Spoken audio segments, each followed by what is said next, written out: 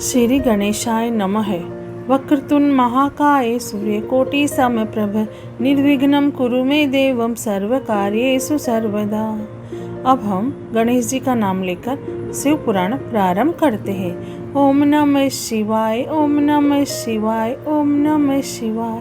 भोले बाबा को, शंकर भगवान को कोटि कोटि प्रणाम। शिव पुराण में श्री रुद्र संहिता के चतुर्थ खंड में 7वां अध्याय प्रारंभ करते हैं। भगवान शिव द्वारा कार्तिकेय को सौंपना। ब्रह्मा जी बोले, हे नारद, अपने पुत्र कार्तिकेय का अद्भुत पराक्रम देखकर भगवान शिव और देवी पार्वती बहुत प्रसन्न हुए। तब सब देवताओं सहित श्री हरि विष्णु और देवराज इंद्र और मैं भी बहुत हर्षित हुए और भगवान शिव से बोले, हे देवादिदेव भगवान, आप तो सर्वेश्वर है, सर्वज्ञाता है। संसार की सब घटनाएं आपकी इच्छा से ही घटती है। आप तो जानते ही हैं कि ब्रह्मा जी द्वारा असुर राज तारक को दिए गए वर के अनुसार शिवपुत्र ही उसका वध करने में सक्षम होगा। इसलिए ही कुमार कार्तिकेय का जन्म हुआ है। प्रभु, हम लोगों के कष्टों को दूर करके हमारे जीवन को सुखी करने के लिए आप अपने पुत्र कार्तिकेय को आज्ञा दीजिए कि वह तारकासुर का वध करे। यह कहकर सब देवता भगवान शिव की स्तुति करने लगे। तब भगवान शिव का हृदय हम सबकी प्रार्थना से द्रवित हो उठा। उन्होंने हमारी प्रार्थना को स्वीकार कर लिया और अपने पुत्र कुमार कार्तिकेय को देवताओं को सौंप दिया। तब भगवान शिव ने अपने पुत्र कार्तिकेय को यह आज्ञा दी कि देवताओं की विशाल सेना का नेतृत्व करे और देवताओं के दुखों और संकटों को दूर करने के लिए तारकासुर का वध करे। अपने पिता भगवान शिव की यह आज्ञा पाकर स्वामी कार्तिकेय बहुत प्रसन्न हुए। तब उन्होंने हाथ जोड़कर अपनी माता पार्वती और पिता महादेव जी को प्रणाम किया और कहा कि हे माता, हे पिता, आप मुझे विजयी होने का आशीर्वाद प्रदान करें।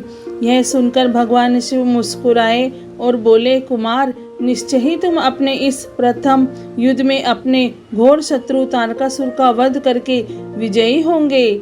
हमारा आशीर्वाद सदैव तुम्हारे साथ है। इधर देवी पार्वती के हृदय में अपने प्रिय पुत्र के युद्ध में जाने की बात सुनकर ही पीड़ा होने लगी। वात्सल्य के कारण उनकी आंखों में आंसू आ गए। वे बहुत दुखी हुई और कहने लगी, हे नाथ, हे देवादिदेव, मेरा पुत्र कार्तिकेय अभी बहुत छोटा है और वह तारकासुर महाबलशाली और शक्तिशाली है। उस दुष्ट ने अपनी दुष्टता से सभी देवताओं को भी परास्त कर दिया है। जब इतनी शक्तियों के स्वामी देवता उसका कुछ नहीं बिगाड़ सके, तो मेरा यह नन्हा सा पुत्र भला कैसे उसको हरा सकता है। मेरा दिल मुझे कार्तिकेय को युद्ध में भेजने की आज्ञा नहीं देता है। मैं अपने पुत्र को अपने साथ रखना चाहती हूँ। यह वचन सुनकर सभी देवताओं सहित भगवान शिव भी चिंतित हो गए। तब महादेव जी देवी पार्वती को समझाते हुए बोले, हे देवी, हे शिवा, आप सामान्य स्त्रियों की तरह क्यों व्यवहार कर रही है।